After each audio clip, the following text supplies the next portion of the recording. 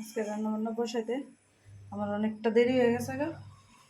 তো কী রান্না করুম, সোয়াবিন রান্না করুম। তার লেগা সোয়াবিনটা আমি ছোটো ছোটো করে ভিজাইয়া দেখো কাটটা লই, না কাটলে বড় বড় থাকে যে ভালো লাগে না আমার। তাহলে কাটটা পেঁয়াজ টেজ কুচাইয়া আলু নিয়ে নিছি, আলু কি খাইতে না অল্প দিছি। মশলা নুন হলুদ আর কাশ্মীরি করে লঙ্কা নিয়ে নিছি, এটা মাখাই লব, মাখাইটাকে এরপরে বসাবো। আর রান্না করুন তো নুন ইলিশটা নিয়ে নিছি, ধুয়ে টুয়ে রাখছি, এটা কাটতে নেবো। আর এদিকে পেঁয়াজ রসুন কাটা লাইছি, ভর্তা বানাবো। ডাল ভাত নামাই লাইছি আমি আগেই। আর কেড়ে দেরি হইতেছে, এটা তোমরা লোকে একটু দেখাইতেছি। আমরা বাড়িটা প্লাস্টার হয়েছিল না, বাড়িতে যে ঢুকছি লেগে তো মাছা টাছা বাইন জ্বালাইছে। তাইলে রেডি মিস্ত্রি লাগছে, মিস্ত্রির পিছিয়ে দৌড়াইতে লাগে, থাকতে লাগে।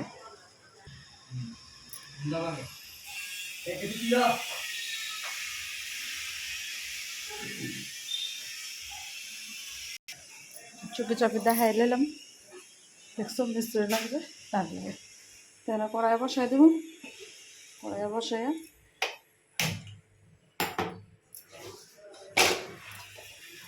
আগে সয়াবিনটা বসাবো, সয়াবিনটা বসাই এসে তারপরে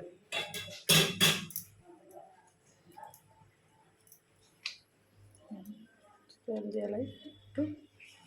সরষের তেলে রান্না করি, কিন্তু সয়াবিনের মধ্যে একটু সাদা তেল দিয়ে মাখাই করে, নাহলে সয়াবিনের মধ্যে একটু গন্ধ লাগে। কারণ সরষের তেলে সরষের তেলের একটু গন্ধ হয়। এবং কড়াই বসাইতেছি, কড়াইয়ের মধ্যে সরষের তেল দিয়ে দিই। তো সয়াবিন কেটে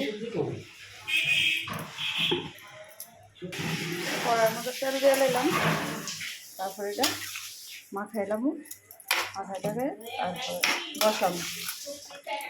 কে কে কোনভাবে মাখাইটাকে সয়াবিন রান্না করো, এমনি যারা রান্না করো তারা তো বুঝবেই। আর যারা রান্না এমনি করো না, এমনি দিন কইরা দেখবে, ভালো লেগে খাইতে। আমার ছেলের বেশি ফেভারিট। দেখো মাখাইলে কালারটা কি এমন আইলো, তাহলে মাখাই লাইছি সব কিছু দিয়ে কড়াইতে দিয়ে দেবো।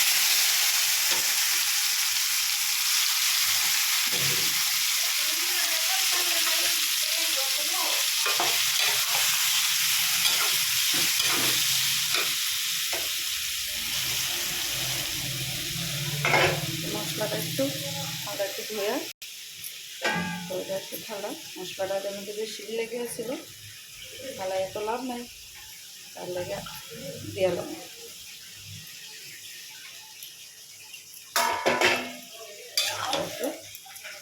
নাড়া দিয়ে এলাম, নাড়া দিয়ে বাস।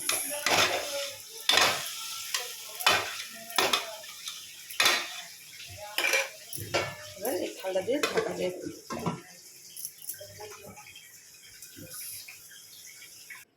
নামাই নিলাম। আমার সয়াবিন তরকারি হয়ে গেছে না, আর কড়াইতে তেল দিয়ে লেছি। এবার নুন ইলিশের ভর্তাটা বানিয়ে নেবো। পেঁয়াজ রসুন আমি আগে কেটে লেছি,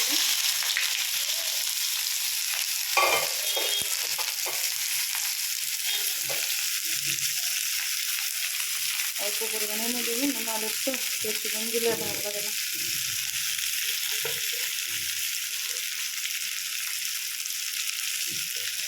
হলুদটা আমার একটু বেশি লাগে, কেন জানি হলুদ আমি একটু বেশি দিই। আমার হচ্ছে দেখতে সুন্দর না হলে খাইতে কেমনি ভালো লাগবে। তো রান্না করে দিলে দেখতে সুন্দর হয়ে যাবে। তাহলে আমি কাঁচা লঙ্কা খাই, কাঁচা লঙ্কাটা কালার হয় না, তাহলে আমি কাশ্মীরি সব কিছুতে কাশ্মীরি করে লঙ্কা ব্যবহার করি। এটা টানলে পরে একবারে লঙ্কার মরিচ সব জিনিস পেঁয়াজ মোটামুটি ভালো হয়ে গেছে। এবার আমি এটার মধ্যে লঙ্কা বাটাটা আর শুটকিটা একসঙ্গে দিয়ে এলাম। শুটকিটা একটু ঝাল ঝাল না হলে ভালো লাগবে না।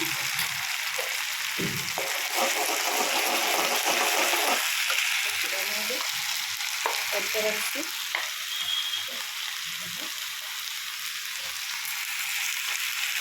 এটা দিয়ে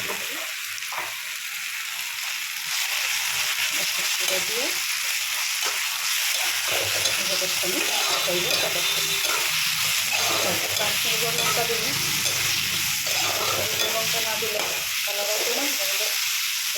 তিনটা শুকনো লঙ্কা দিচ্ছি। শুকনো লঙ্কা না দিলে শুটকি ভর্তা ভালো লাগে না। দিয়ে নিলাম আমি কাশ্মীরি গুঁড়ো লঙ্কা। এবার নাড়াচাড়া করে লঙ্কাটা ভাজা ভাজা হলো, শুটকিটাও ভাজা ভাজা হলো। অল্প একটু জল দিয়ে কষা কষায় আমার বাটনগুলো ওইতেছে। দেখো শুটকি ভর্তা আমার হয়ে